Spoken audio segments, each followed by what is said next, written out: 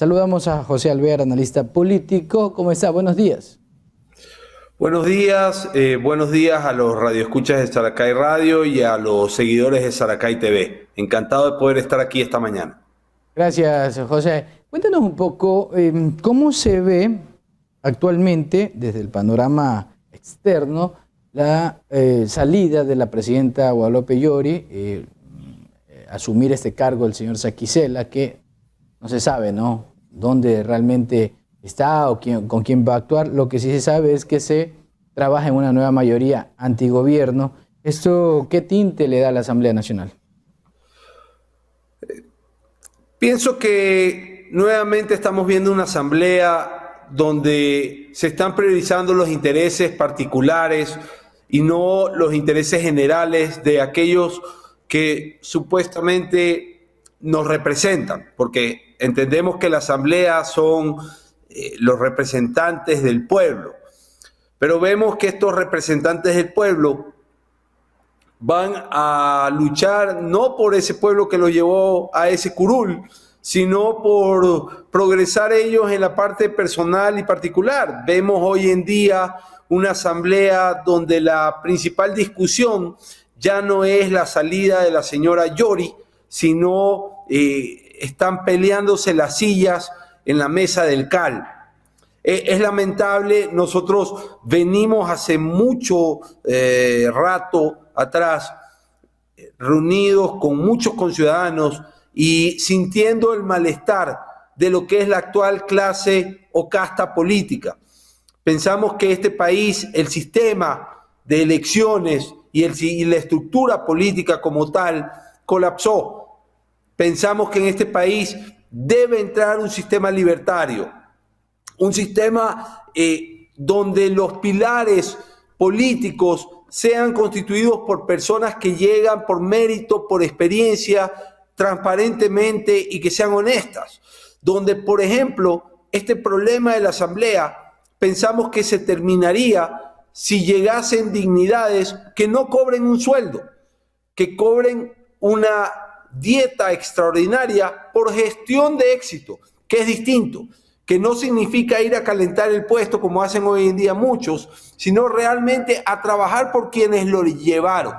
Esto es parte de la podredumbre del sistema político, que estamos con las ideas libertarias y tocando las puertas de los conciudadanos, tratando de cambiar de una forma u otra, pero que entendemos que no va a haber un cambio si no somos muchos y si no lo imponemos.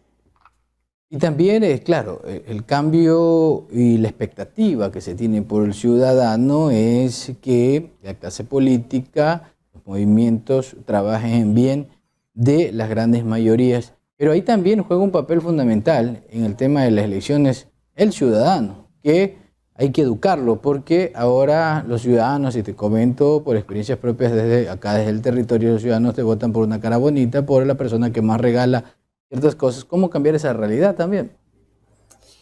La única manera de cambiar esa realidad es convenciendo al ciudadano común, al ciudadano que sale todos los días a trabajar, de que de una u otra forma debe integrarse, debe ser protagonista. Ahora, muchos conciudadanos dirán, no, vea, a mí no me interesa entrar en este tipo de cosas porque haga bien o haga mal, siempre voy a salir golpeado.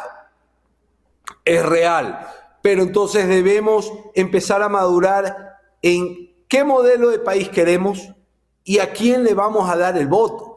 Porque si seguimos dándole el voto al show mediático, si seguimos dándole el voto al personaje mediático, vamos a tener más de lo mismo. Aquí tiene que haber un cambio de chip, tiene que haber un cambio de mentalidad a nivel general, no solamente a la hora de elegir nuestras dignidades, sino también con la forma como vemos al Estado. Los libertarios pensamos que el Estado debe ser solamente supervisor, no debe ser controlador, no debe ser regulador. Y pensamos que los conciudadanos debemos dejar de ver al Estado como una boya de salvación a todos los problemas, sea de índole estatal o índole privado. Solo en ese momento empezaremos a cambiar la visión de la vida y entenderemos que el futuro para progresar está en nuestras manos, no en manos del Estado. Entonces depende solamente de nosotros cambiar. Cuando digo depende solamente de nosotros, me refiero desde el momento que salimos a trabajar, desde lo que queremos estudiar, hasta la forma de elegir a las dignidades. Estimado José, también no habría que revisar el tema del Código de la Democracia, el tema de elecciones, porque cada 2 años ese país vive de elección en elección y eso también se contrapone al accionar que se deban ejecutar, por ejemplo, los gobiernos autónomos de cada uno de los territorios y la Asamblea mismo, que vemos se alinea para las elecciones de 2023. Usted ha dicho algo que es real. El cambio tiene que venir desde la revisión no solamente del Código de la Democracia, porque cuando hablamos de que, por ejemplo, lleguen dignidades que no ganen un sueldo, estamos hablando de un cambio general de las reglas del juego, pero no lo vamos a poder conseguir si no somos fuerza, si no llegamos como tendencia, porque la única manera de generar estos cambios, mi querido amigo, es estando en los cargos de decisión. Y para llegar a los cargos de decisión, usted necesita apoyo popular. Entonces, lo que hay que empezar haciendo es concientizar al conciudadano de que el cambio está en nuestras manos y que debemos apostar a un cambio, porque si no apostamos a un cambio, las cosas van a seguir iguales, nuestros impuestos van a seguir para pagar los sueldos de unos vagos que van a la asamblea a pelearse y a luchar por el bienestar de su bolsillo,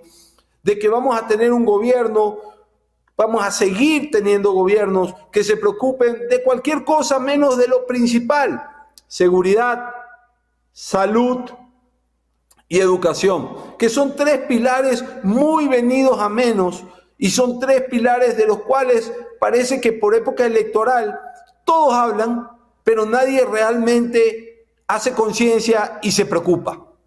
¿Cuál es el rumbo que lleva el gobierno del presidente Guillermo Lasso a su criterio? ¿Qué le depara en este segundo año de gobierno? El presidente Lasso sigue con su línea política de prometer. Ya viene pronto, ya van a ver, aquícito nomás, como dicen en la sierra, pero definitivamente todavía no vemos absolutamente nada.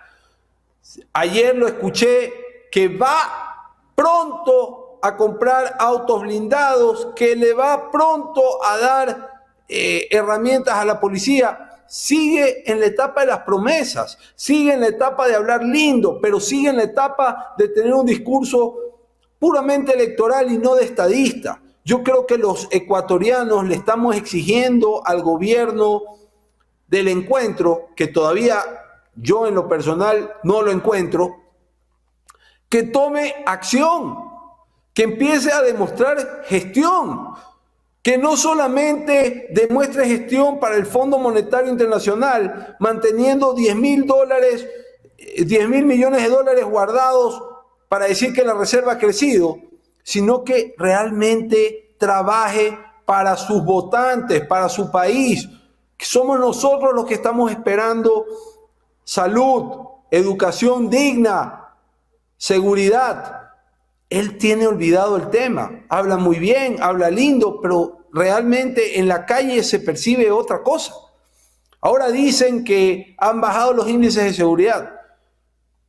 En la calle se siente otra cosa. La inflación va a subir. Entonces, seguimos en más de lo mismo. Por eso yo empecé en su entrevista manifestando que tiene que haber un cambio en los conciudadanos. Debemos empezar a apostar por un cambio, a pensar en ideas de libertad. Debemos empezar a creer que nosotros, si realmente nos lo proponemos, sí podemos generar un cambio que nos dé una mejor calidad de vida, un cambio que nos dé más alternativas en la parte educativa, un cambio que haga que un país tenga 2 pilares fuertes: educación y energía. Porque mientras sigamos en el modelo tradicional y de zona de confort de pensar que el petróleo nos va a sacar de todos los líos, mi querido amigo, tengo noticias para usted. Esa es una reserva que se va a acabar pronto.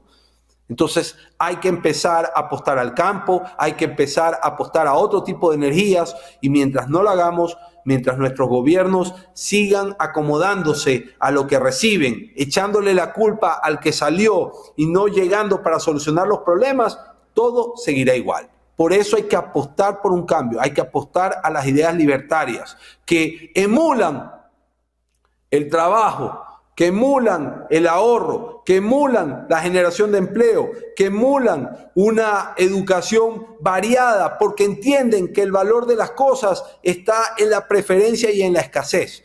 Allá es donde debemos ir. En ese momento, entonces usted tendrá que el empleado ya no se ajusta al sueldo que le pone el que lo contrata, porque supuestamente hay mucha oferta para la poca demanda, sino que será totalmente al revés. ¿Y eso qué significa? Más plazas de empleo, mejor calidad de vida, ahorro, capital, patrimonio.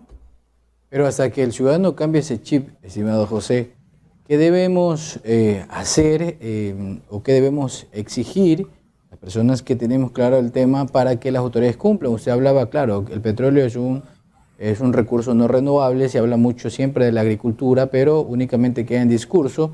La gente abandona el campo, deja la tierra, va a la ciudad, engrosa los círculos de pobreza, engrosa las necesidades básicas de las ciudades. ¿Qué hacer, pues, para que la ciudadanía vuelva al campo, se apoye el campo, pero no únicamente en discurso? ¿Y hay o no hay manera de que esta Asamblea Nacional pueda ejecutar algunas acciones en conjunta con el Gobierno Nacional? Esta asamblea, perdóneme que me acerqué un poco a la computadora porque lo escuchaba un poquito bajo. Esta asamblea tiene la oportunidad histórica, una vez que salieron de la pelea de la señora Yori, de demostrar que puede trabajar en pro del país. Tiene en sus manos la ley del uso progresivo de la fuerza, por ejemplo, para hacer una demostración de que esta vez sí quieren hacer las cosas de mejor manera. Pero definitivamente tienen que demostrarlo con hechos. Tienen que demostrar que realmente están trabajando para sus conciudadanos. En cuanto al campo, lo que usted decía, hay que darle realmente una mano al campo. O sea, ahora se habla de los famosos créditos al 1%, pero mi querido amigo, intente usted entrar a la página web para ver si puede acceder a los famosos créditos. Entonces sí, está ahí, pero muy poca gente puede acceder, porque los servicios públicos también hoy en día lamentablemente son deficientes. Usted me decía, pero es muy difícil lograr ese cambio de chip. Yo le recuerdo que hace 14, 15 años vino un señor con un discurso totalmente distinto a lo tradicional en ese momento y consiguió entusiasmar al electorado, llegar al poder y generar una línea o tendencia política que generó un cambio de mentalidad con el cual yo no estoy de acuerdo, pero se consiguió. Entonces, de la misma forma, del otro lado de la vereda, yo creo que es momento de hacer un trabajo de campo, de empezar a visitar mucha más gente, de empezar a conversar, de empezar a demostrarle al conciudadano que si se bajan los impuestos, si se reduce el gasto público, el empresariado, el industrial, va a tener muchas más ganas de producir, y producir implica más plazas de trabajo, y eso implica estabilidad económica, y eso implica un mejor país, implica un país más competitivo, implica un país más productivo. Entonces yo creo que no queda más que salir a hablar con la gente y convencerla de que sí podemos apostar por un cambio, porque sí es posible. No podemos aletargarnos en lo que ya tenemos, porque si no, los grandes perdedores seremos nosotros, serán nuestros hijos. El país está sumido en delincuencia, está sumido en inseguridad y nadie hace nada. La gente buena, la gente honesta, está donde deberían estar los pillos, tras las rejas, porque las casas ahora todas deben tener rejas. ¿Qué se debe hacer en las escuelas están abandonadas, hay profesores que atienden por desborde alumnos, y ni qué hablar de la salud pública, con una ministra que hace una labor deficiente y vergonzosa, y la tosudez del presidente de mantenerla. Por Dios, sigue hablando de la vacunación, seguimos teniendo problemas de falta de medicina, seguimos teniendo problemas de espacios en los hospitales que no hay y que se negocian. ¿Hasta cuándo? Se suponía que este gobierno era un gobierno que iba a ser la antítesis de lo que hemos visto. Se pasó 14 años diciendo todo lo contrario a lo que hace. ¿Hasta cuándo, señor presidente? ¿Hasta cuándo lo esperamos? No me diga que la casa está en orden porque afuera en la calle la gente se muere de hambre. Muchas gracias, estimado José Alvear, analista político. Ahí conversábamos, ¿no?